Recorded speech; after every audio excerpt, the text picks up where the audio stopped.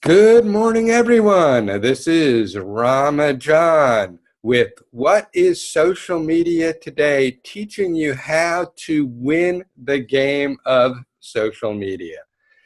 Today, we have a super guest. I'm going to put up a screen share real quick, and I'll let Barb introduce herself. This is simplicity at its finest. Okay, Barb, you're on. Hi, my name is Barb Drozdowicz, and my company name is Bakerview Consulting.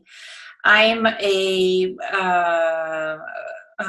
technical trainer, essentially. I stopped working about 15 years ago in the corporate environment and started working from home as my kids got bigger and needed me at home and needed me to be flexible. I got pretty bored pretty fast being at home, and so way back when somebody suggested that I start a blog as a technical challenge, and I thought, well, I can do that. It was a little bit more of a challenge than I was anticipating, but I did manage it, and I entered the world of book blogging. And since I've been a voracious reader since, I don't know, probably before I could walk, according to my mother, talking about books to people that I don't know online was kind of an interesting thing. The very first comment I got was from a guy in the Philippines. And it just kind of opened my world up to something that was absolutely huge. It never really occurred to me that somebody would read what I was blogging about, let alone somebody on the other side of the world. And it sort of snowballed from that point. I worked with a wide variety of authors in a wide variety of countries and a wide variety of skill levels. Generally speaking, authors come into the publishing world with a great story, something that in many cases they've worked on for years and years. They have honed it to whatever point through whatever means.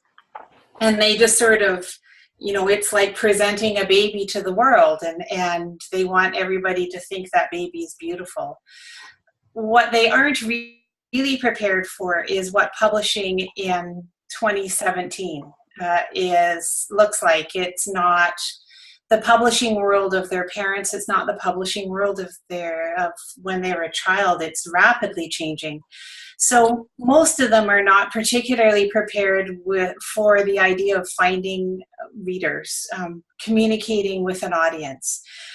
Most of the authors that I talk to, and either as part of my work or local writers groups, various different sources, is when they picture their book published, they picture a paperback book, on a shelf at their local bookstore, and that's sort of the ultimate. That is their goal. And the fact that their book can easily be available in Canada, the United States, or India just doesn't really occur to them. They just envision local. They envision the normal, what they're used to. And it's a huge shift to go from a book in paper at their local bookstore to what the reality is in 2017. The reality is electronic books that are sold online.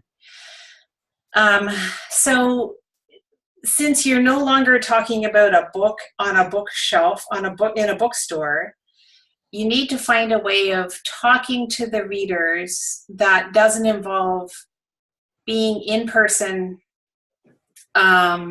doing things like author signings and author readings. Those are great events. Those are interesting events. They can be a lot of fun. But if you're trying to sell your book in India or China, you don't meet your readers. You don't hop on a plane.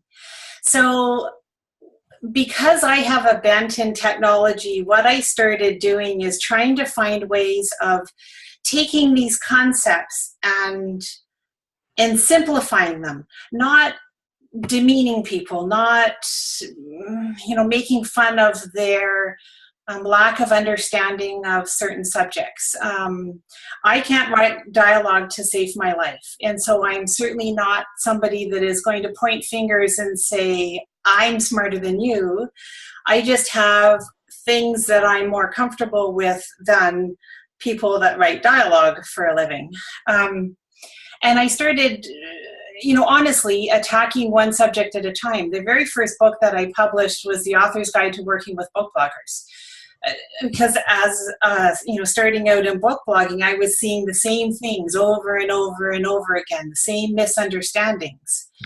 And so that's the book. Oh, where is it? Yeah, right there. And I did a survey of book bloggers. I did a survey of, in the end, 215 book bloggers, and everybody was seeing the same thing. And I thought, okay, well, so how about I just explain the world of book blogging? So I did. And that was it.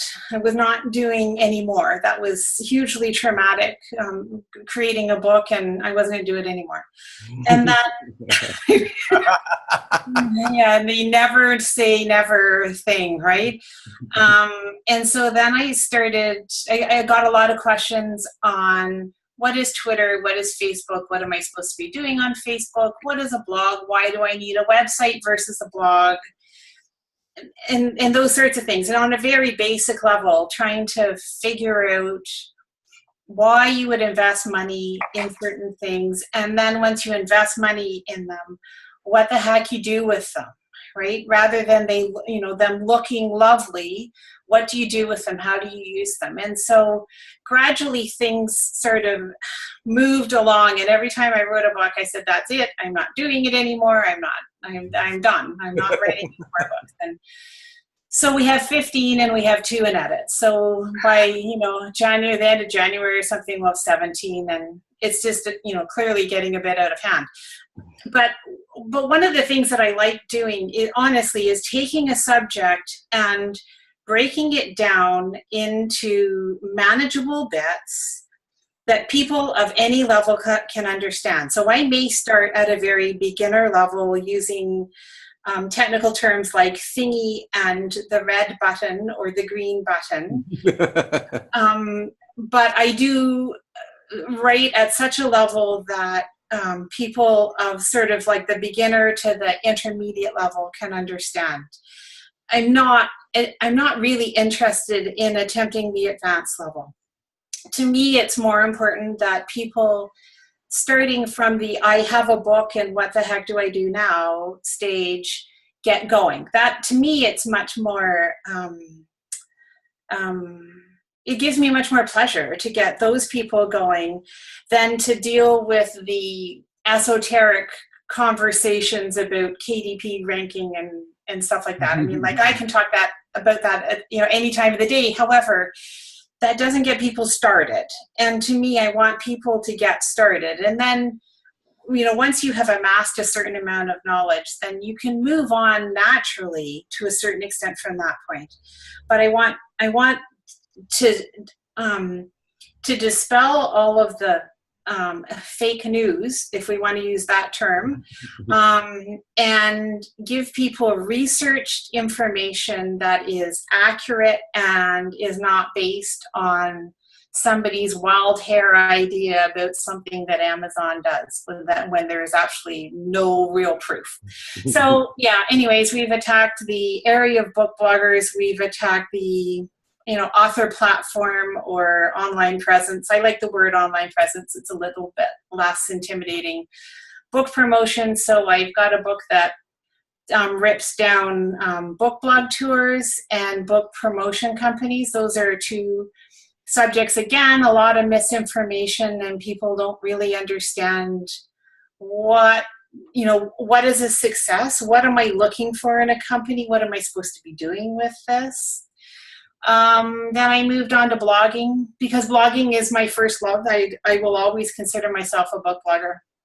And again, talking about blogging as a way of forming an audience, attracting readers, communicating with readers, not using it like a billboard, using it as a dialogue, not a monologue.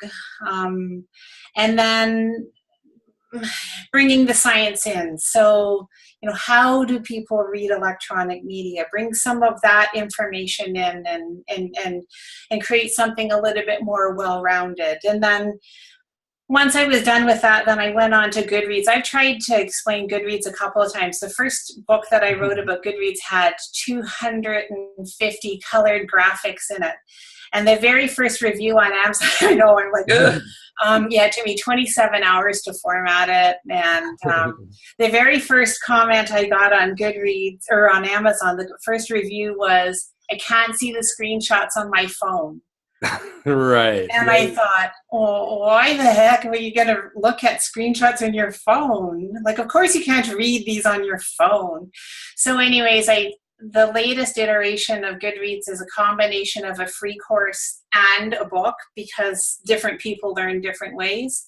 And the screenshots are gone because you literally can't see them on your phone. But the course, visually walks people through. And that's important because Goodreads is a bit of a rabbit's warren. I've also attacked the subjects of mailing lists and newsletters. Same reason, there's just way too much misunderstanding out there, and there is too much of a follow my instructions and you will sell 1 million copies. And it's just not true. I mean, from a basic point of, I wouldn't talk to my mother in the same way that I would talk to my child. I mean, that alone will tell you that there is not one size fits all way of communicating with readers. And we've got people that treat mailing lists like wallets. I don't have an unlimited budget, and I don't know very many people that do have an unlimited budget. So when the only thing that you send to your mailing list is buy my book, eventually they'll give up because they'll run out of money. And in many cases, just feel defeated, right? Because they can't keep up with your desire for them to spend money.